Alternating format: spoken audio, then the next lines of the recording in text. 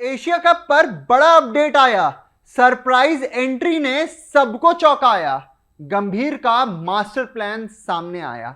नमस्कार, run score देख रहे हैं आप। मैं हूं आपके साथ आयुष। और एशिया कप जैसा आप सभी को पता है कि इस साल 2025 में यूएई के ग्राउंड पे 9 से 28 सितंबर तक खेला जाने वाला है। ऐसे में लगातार ये अपडेट्स आ रही थी कि अगस्त के तीसरे हफ्ते तक कहीं ना कहीं आपको पूरा स्क्वाड देखने को मिल जाएगा। और उसी स्क्वाड से रिलेटेड अब पहले हफ्ते में ही बहुत सारी अपडेट्स आने लगी हैं, तो एक एक करके आपको सारी अपडेट बताएंगे अभी तक एशिया कप पे क्या क्या अपडेट आई है।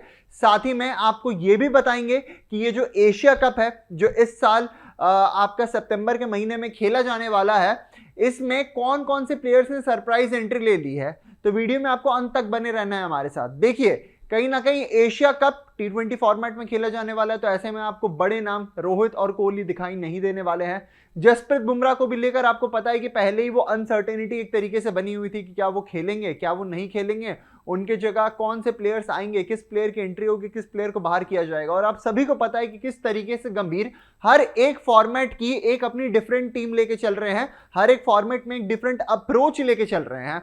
ऐसे में जो एशिया कप है वो T20 फॉर्मेट में क्योंकि खेला जाने वाला है, तो गंभीर का मास्टर प्लान बाहर आ रहा है। गंभीर का मास्टर प्लान कैसे बाहर आ रहा है, सबसे पहले आपको वो बता दें। कप्तान गिल की वापसी हो सकती है T20 फॉर्मेट में। जी हां, आप सभी को पता है कि कप्तान गिल वो चुनिंदा प्लेयर्स में से हैं जिन्होंने हर एक फॉर्मेट में सेंचुरी मारी हुई है, हर एक फॉर्मेट को डोमिनेट किया हुआ है। पर पिछले कुछ समय से, यानी T20 वर्ल्ड कप जीतने के बाद से, कहीं ना कहीं वो जिम्बाब्वे सीरीज देख लें आप, उसके बाद से फिर जितनी भी सीरीज हुई, कप्तान गिल का ना ही वैसा प्रदर्शन रहा था विद द बैट, और फिर थोड़ा थोड़ा करके उन्हें धीरे से बाहर भी कर दिया गया था। आपको याद होगा कि इंग्लैंड सीरीज जो आखिरी सीरीज हुई थी उसमें कप्तान गिल नहीं थे। आपको याद होगा कि बांग्लादेश सीरीज में कप्तान गिल नहीं थे। ऐसे में साउथ अफ्रीकन सीरीज में भी उनका नाम नहीं था। तो हर कोई ये कह रहा था कि क्या अब जो नया ओपनिंग पेयर है वो यशस्वी जायसवाल और संजू सैमसन पे सेट हो चुका है। तो ऐसे में बड़ी अपडेट ये आ रही है कि कप्तान शुभमन गिल वापस से टीम में अपनी एंट्री कर सकते हैं, वापस से टीम में जगह बना सकते हैं।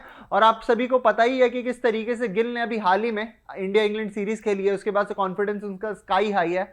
और स्काई की कैप्टेंसी के अंडर कप्तान गिल ओपनिंग करते हुए दिख सकते हैं, यानी यशस्वी जायसवाल और कप्तान शुभमन गिल ओपन करते हुए दिखेंगे। तो इससे अब अगला सवाल ये उठता है कि क्या संजू सैमसन को वापस से बाहर कर दिया जाएगा? इतनी अच्छी परफॉर्मेंस के बावजूद क्या संजू सैमसन को बाहर का रास्ता दिखा दिया जाएगा?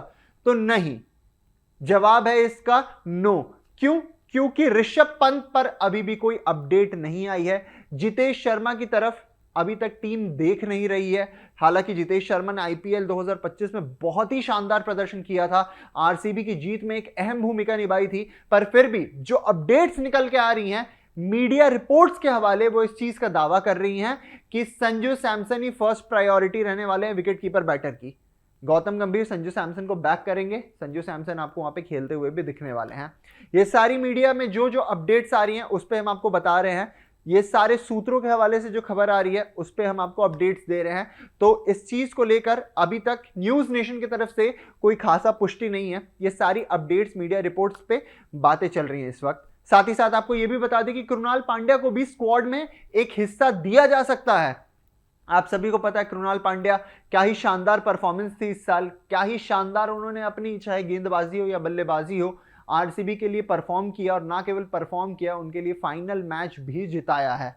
ऐसे में कृणाल पांड्या को लेकर भी बड़ी अपडेट आ रही थी कि उनकी भी टीम में इंक्लूजन हो सकती है।